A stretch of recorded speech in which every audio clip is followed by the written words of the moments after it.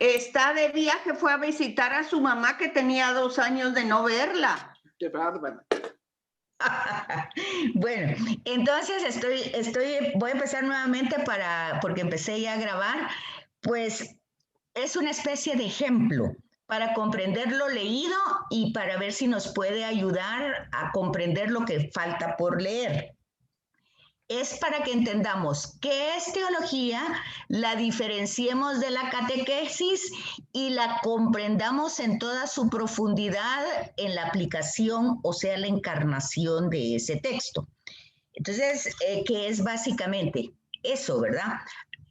Antes de entrar a esa pequeña perícopa que es del capítulo 2 del Éxodo, de los versículos 23 a 25, quisiera preguntarles algo. Si ustedes ya entendieron de que el movimiento cristiano no es un movimiento de un libro. O sea, cuando nosotros hablamos, por ejemplo, del judaísmo, ellos se forman y se desarrollan y crecen como judaísmo o como religión judía, y su libro es su fundamento. De hecho, la Torá es la que a la que recurren para ir iluminando o para ir discerniendo en las circunstancias. Los musulmanes usan el Corán. Ahora nosotros, el movimiento cristiano, la religión cristiana, no somos religión de un libro. No. ¿Ah? No, para nada. Entonces, ¿para qué vino Jesús? ¿Para seguir leyendo? Ok, entonces nosotros seguimos a una persona, y que es Jesús. Pero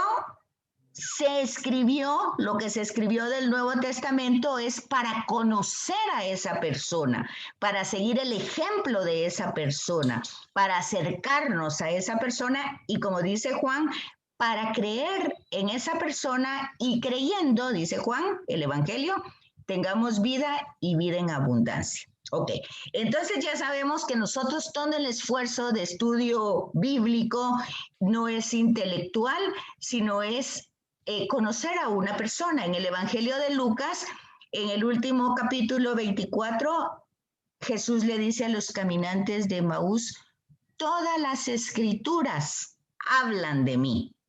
Entonces, si nos vamos al Antiguo Testamento es para conocerlo a él, y esta perícopa va a iluminar eso que les acabo de decir. Quiero que se fijen en esta pequeña lectura. Hola. Hola, Pini, ¿cómo estás? Buen día, ¿qué tal? Hola, Pini. Hola, hola, ¿cómo están todas? Gracias. Bien, gracias. Bien, ¿y ustedes? Me alegro. Entonces, veamos. Quiero que por favor anoten los verbos que encuentran en esta pequeña perícopa. Ok. Pasaron muchos años. Ay, perdón, Pini, es el Éxodo 2 del 23 al 25. Ok. Entonces, pasaron muchos años. Murió el rey de Egipto. Y los israelitas se quejaban de la esclavitud y clamaron. Los gritos de auxilio de los esclavos llegaron a Dios. Dios escuchó sus quejas y se acordó de la alianza con Abraham, Isaac y Jacob. Y viendo a los israelitas, Dios se interesó por ellos. Ese es el texto, esa es la perícopa. ¿Se fijaron en los verbos? Sí, ya los subrayé. Son como 10. 1, 2, 3. Yo 4, tengo 8, yo sí los 6, escribí. 7, 8. 8, muy bien. Se fijan entonces, vean entonces el objeto. Yo tengo 1, 2, 3, 4, 5. Ok. Entonces, han oído ustedes muchas veces, o una vez, o de vez en cuando, han oído ustedes que el Dios del Antiguo Testamento es totalmente distinto al que proclama Jesús en el Nuevo Testamento. ¿Han oído eso? No. Tú no lo has oído nunca. ¿Alguien más? ¿Nadie ha oído eso? No. O sea, ustedes cuando les parece que Jesús que Dios se irrita, que Dios... No, sí. El del Nuevo Testamento es muy misericordioso, muy amoroso, Ok. como Ok. muy fuerte. Ok, entonces sí han oído que hay una diferencia en la revelación del Dios del Antiguo Testamento y el del Nuevo Testamento. Eso Bueno, sí, no es que porque lo haya el oído. No es del que lo antiguo haya es un oído. Dios más castigador. Pues con esta perícopa yo les voy a demostrar todo lo contrario. Y entonces, aparte que les voy a demostrar que es el mismo Dios que anuncia Jesucristo, ustedes aquí es donde tienen que poner en función, por decir así, en dinamismo, en acción, lo aprendido a través de todos sus cursos bíblicos que han tenido. ¿Qué es lo aprendido? Ok, pasaron muchos años y murió el rey de Egipto y los israelitas se quejaban de la esclavitud y clamaron. Ese es el versículo 23. Ese versículo 23, para interpretarlo, ustedes lo tienen que poner en un contexto histórico, porque está hablando historia. El verbo pasaron muchos años, murió, y los israelitas se quejaban, todo está en pasado, clamaron, y todo eso es porque ustedes conocen esa historia. O sea, este versículo no salió del aire, salió de la historia, y ustedes conocen esa historia, ¿o no? Sí. Sí. Ok, entonces esa historia tiene que funcionar en ese versículo. Eso se llama contexto histórico. La teología usa el contexto histórico y ustedes lo tienen que poner a funcionar en el versículo. Ajá, ustedes ya se van, no es necesario repetirles ahorita toda la historia porque ustedes ya saben esa historia. Acuérdense que es de salvación, la historia es de salvación. Dios como salvador, Dios con sus funciones salvadoras, cómo las pone en marcha en la historia. Ok, entonces... Este contexto histórico, ustedes lo ponen en marcha, ¿verdad? Al momento de leer ese versículo. Los gritos de auxilio de los esclavos llegaron a Dios. Entonces aquí, oigan, ustedes ponen en función otro contexto. Es el contexto literario. La forma como va a ir narrando una acción de la entrada de Dios en la historia. Porque si ustedes ven de aquí para atrás, resulta que Dios sí había tenido un diálogo con Abraham, con Isaac, eran personales. Y luego ahorita a partir del Éxodo, con Moisés, individuales, personales, que después se volvían tribales. Pero la acción entrante de Dios en la historia entra aquí. Anteriormente fue preparando con una persona, la acción de Dios siempre fue interrelación con un ser humano. La historia de salvación empieza con la interrelación entre Dios y el ser humano. Entonces aquí el verbo me pone en el contexto literario, porque los gritos de auxilio, esos gritos, o sea, esa palabra ahí es una plegaria. De repente es una plegaria, no se trata que la gente estuviera gritando, ay, no. Es un grito desde el alma, desde el corazón, incluso hasta un grito silencioso. Todo ese es el contexto literario. Lo que yo debo de entender de esa narración literaria, porque están tratando de transmitirme un mensaje que yo conozco la historia y entonces está poniéndome cómo va a ser Dios las cosas. Entonces dice que esos gritos llegaron hacia Dios. Es decir, ahí pueden darse cuenta ustedes de que Dios pues no es que está ajeno, está atento, está vigilante. Hay muchas cosas que se pueden decir solo de ese llegaron.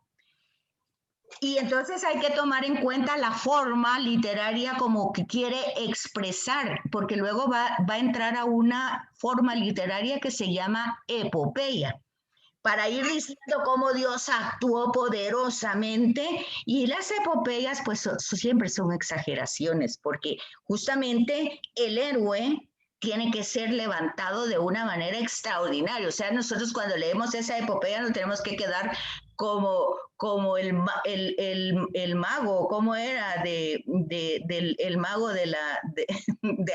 ¿cómo se llama? De Aladino, el de la película, que con cada maravilla se le caía la quijada hasta abajo, ¿verdad? Nosotros cuando leemos la epopeya y vemos actuando a Dios, así que nos tenemos que quedar totalmente maravillados, ¿verdad?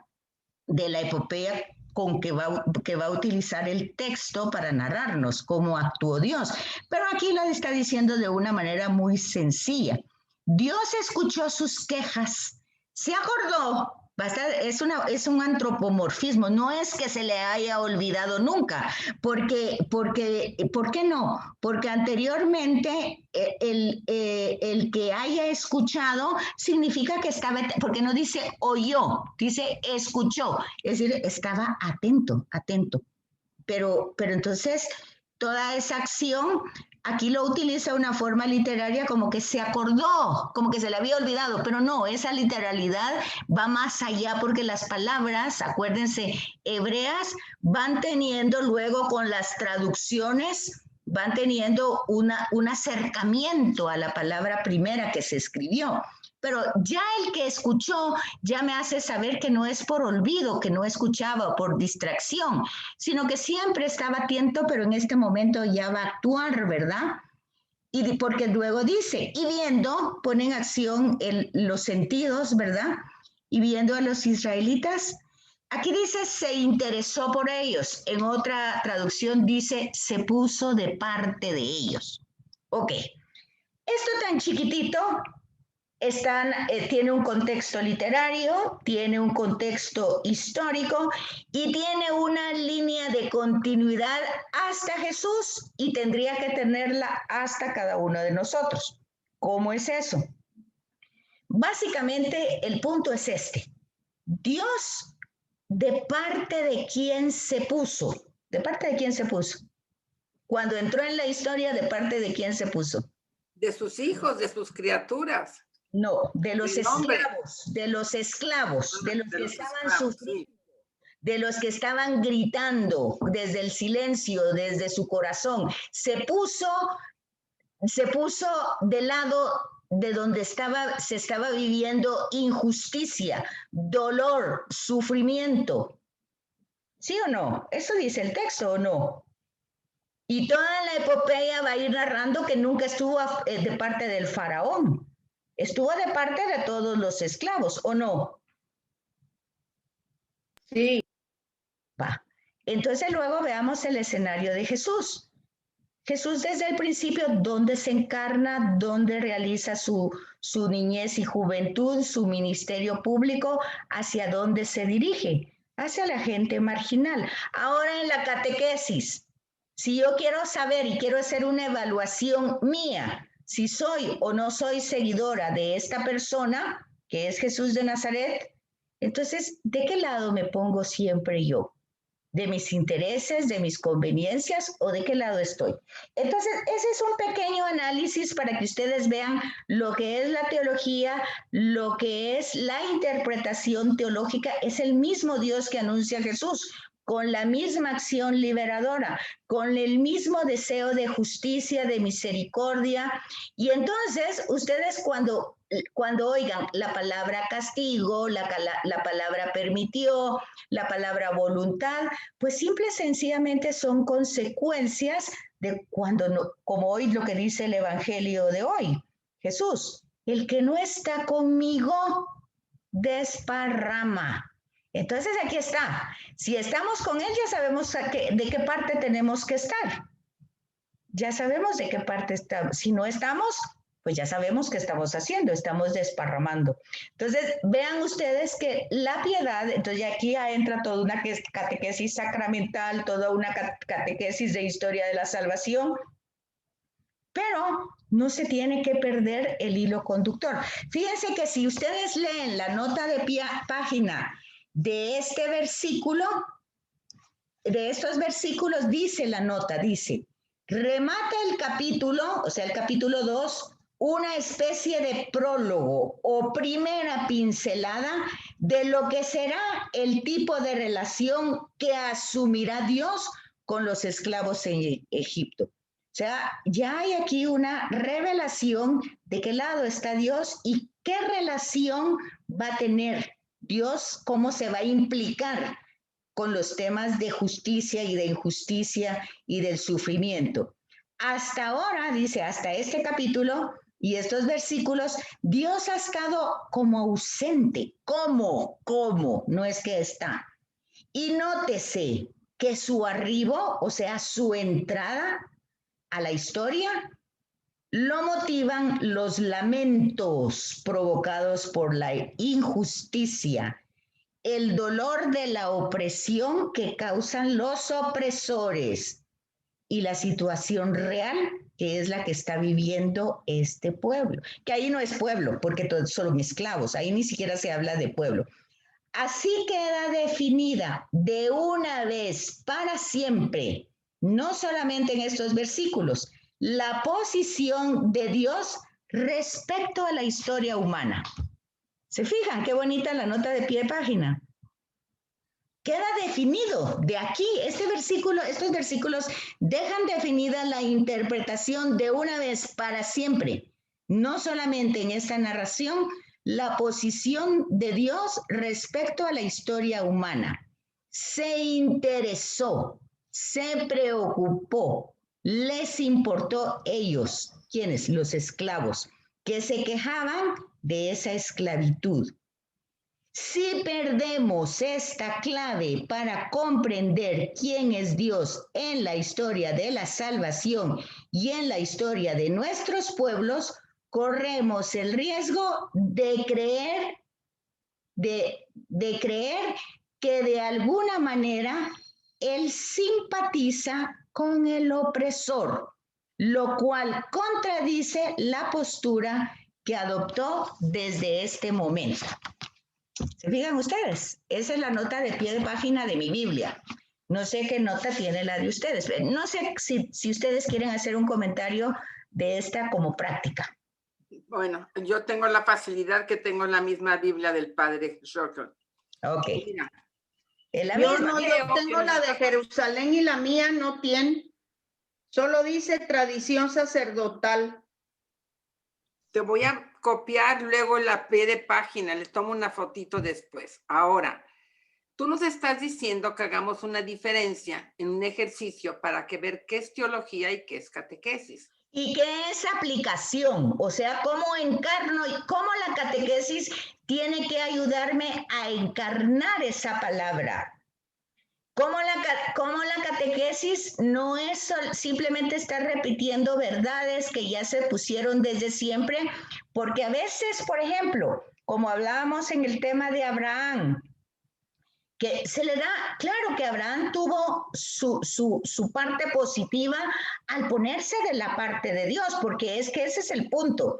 ¿De qué parte voy a estar yo y si yo voy a estar colaborando con esa acción de Dios, de la parte que Dios se pone, si yo me pongo de esa parte? Entonces, tanto la respuesta de Abraham, de María, de José y de todos los profetas y de los que se ponen de esta parte, de la parte de él, pues ya vemos el proceso de la historia. Y eso está bien, conocer quiénes se pusieron en el proceso de la historia.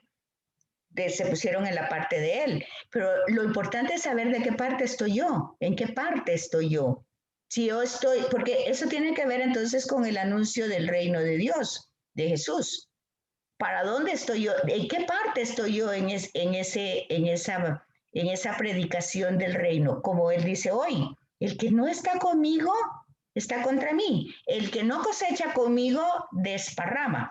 Y si ustedes miran, con la perícopa que yo les leí, tiene ese hilo conductor que llega a eso. Y lo interesante es que desde esa perícopa que yo les leí, a cualquier cosa que ustedes lean o mediten durante toda esta cuaresma, llega a lo mismo. Dios actuando por amor. Entonces, cuando se dice que tenemos un relato de un Dios castigador, un Dios que se pone irritable, que reacciona, incluso, fíjense ustedes, les voy a poner otro ejemplo, las negociaciones de Abraham en Sodoma y Gomorra, digamos, que si hay 50, que si hay... Fíjense, eso hay que entenderlo. Porque pareciera que Abraham es más misericordioso que el Dios mismo.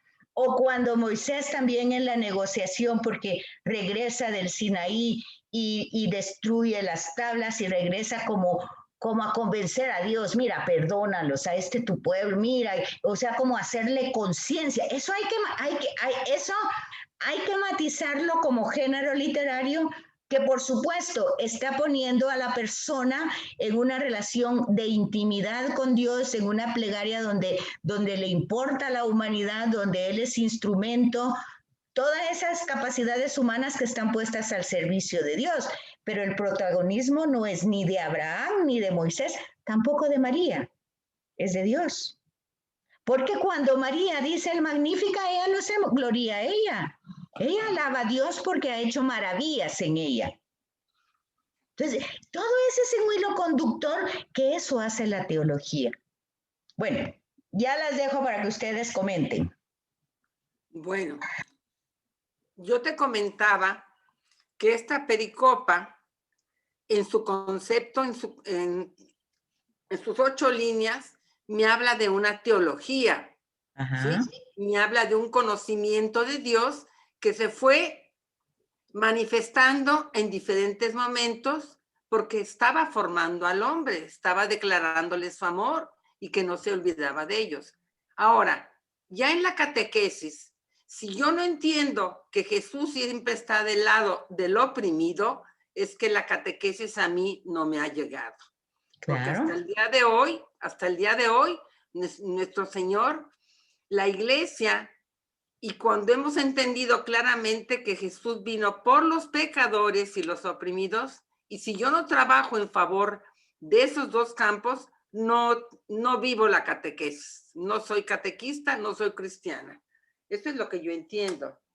Y aparte de eso, entonces, la catequesis sacramental tiene la función de que los sacramentos son, pues, gracias, eso es la gracia que pierdo, volverla a recuperar por la confesión, por la Eucaristía, es como fortalecer para estar siempre de parte de Él, porque eso no es como humano, no se puede humanamente permanecer 100% con Él. Las circunstancias, eso lo presentan en muchas citas, el viento, las tormentas, hablando de las circunstancias humanas, nos pueden alejar de esa permanencia con Él. Incluso el cansancio, cuando Jesús está en Getsemaní, dice, no pudieron orar conmigo un momento, el cansancio los venció.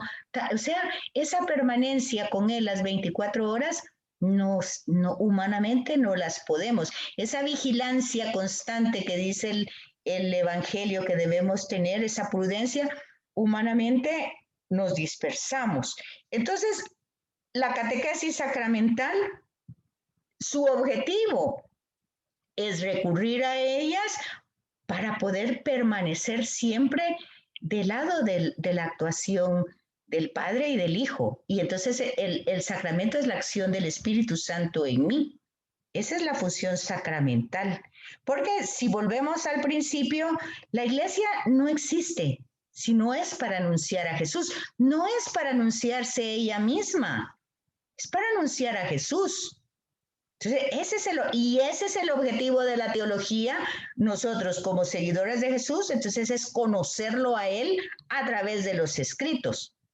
Vivir la vida sacramental, incluyendo la Eucaristía, ya sea diaria o dominical, pero para estar con Él, para tener una relación íntima. De hecho, uno va a la Eucaristía para tener un encuentro personal con Él. Por eso se llama celebración, porque es el encuentro. Si aquí cuando nos encontramos, aunque sea virtualmente, ¡ay, qué alegre verlas, qué bien que están, qué bueno, qué alegre! Bueno, hay una alegría, hay una celebración, hay un regocijo. Eso es humanamente.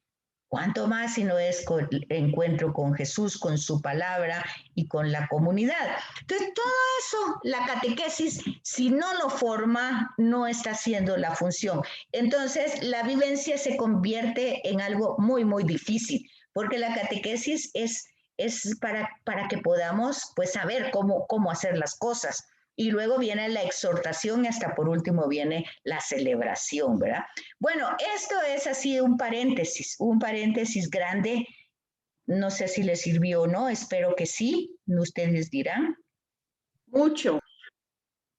Bueno, pues entonces ya ustedes lo meditarán en todos los textos a lo largo de esta cuaresma que nos queda, que ya vamos a más de la mitad.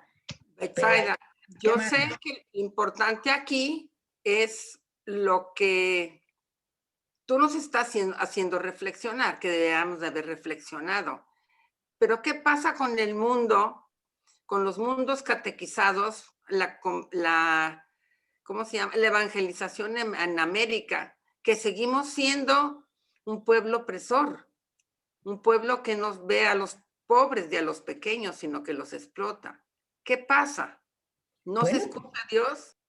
No, lo que pasa es que no nos hemos convertido. El problema no es de Dios, es nuestro. Y el problema no es de la corrupción de los gobiernos o de los magistrados. La corrupción está en todos lados y nosotros, si no tenemos cuidado, es lo que dice el Papa. El Papa vive diciendo, fíjense, a veces uno se interesa por grandes conferencias, pero él dice cosas tan sencillas en momentitos claves que uno dice, bueno, con que entendiera eso ya no importa que no entendiera más. Dice, todos somos pecadores, eso está claro, eso está más que claro, todos somos pecadores, así empezamos la Eucaristía. Va. Pero todos debemos luchar por no ser corruptos. Fíjense, entonces, alguien dirá, ay, eso no me toca a mí. Bueno, yo decía a los alumnos de la universidad, pues corrupción ya es que ustedes se conecten y permanezcan en la clase como que están y no están. Eso ya es corrupción. Y desde ahí ustedes pueden echar mano de que ustedes en su profesión van a ser corruptos. Y se quedan asustados, pero esa es una catequesis. O sea, la corrupción no es de los otros, está en todos lados. Entonces, cuando nosotros nos salimos, incluso eso es en la oración. Cuando se hace la oración de petición, la iglesia dice, pues que oramos por esos que están por los corruptos. O sea, no. O sea, ahí oramos por todos nosotros. Nosotros estamos inmersos. ¿Quién dice eso? Isaías lo dice cuando ve la gloria de Dios en el templo y se queda sobrecogido. ¿Por qué? Porque dice, soy un hombre pecador y vivo en medio de un pueblo pecador. O sea, él no se sale del pueblo, está en el pueblo. ¿Y qué pasa con Jesús? ¿Hasta qué extremo llega el amor de Dios en la persona de Jesús? Que el Evangelio va a utilizar carga. Pero cuando nosotros ponemos carga a sus pecados, pensamos en una mochila que la carga uno. No, él no la cargó, él se la tragó, él la asumió. Es como que se hubiera tragado el virus del COVID de toda la humanidad. Mire, imagínense, si el COVID en una sola persona hace los estragos que hace, imagínense que él se tragó el COVID de toda la humanidad. Eso es la redención.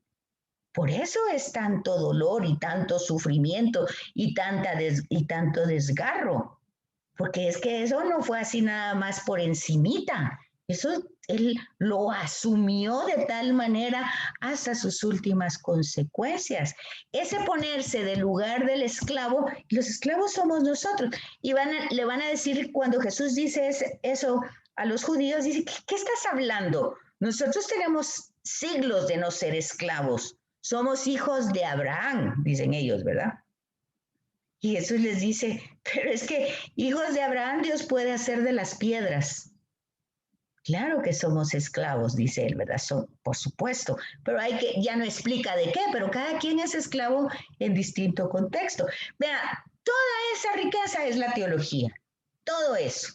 Y todo eso tiene que ser como comprendido, asumido en la catequesis.